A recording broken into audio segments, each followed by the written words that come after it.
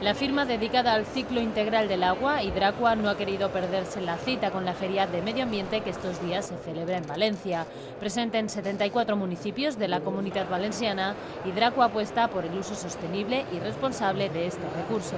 Yo creo que es el futuro, el presente y el pasado, ¿no? Por lo menos para nosotros. Desde el año 2008 pues llevamos invertidos ya en torno a 120 millones de euros y nuestra orientación es hacer un uso sostenible y responsable de lo que es el agua, depuración, etcétera. Además de presentar su nueva firma, Hidracua expone en esta feria sus principales novedades, entre ellas una herramienta para localizar fugas de agua o un sistema de medida del nivel freático en continuo.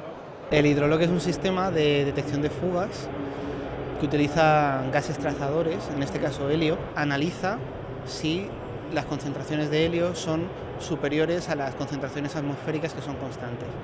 En ese momento, en el momento en el que esa concentración es superior a es una concentración anormal, pues podemos sospechar que tenemos una fuga.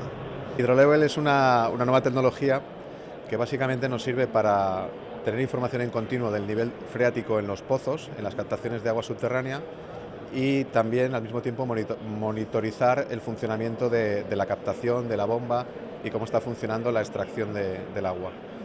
Hidracua también apuesta por la telelectura de contadores que permite detectar fugas o consumos elevados. Que tienes información al detalle diariamente, con una frecuencia diaria. Y puedes obtener la información a través de cualquier aplicación en internet, o sea, desde tu casa puedes acceder a la información de consumos y tener un poco el control de tus consumos.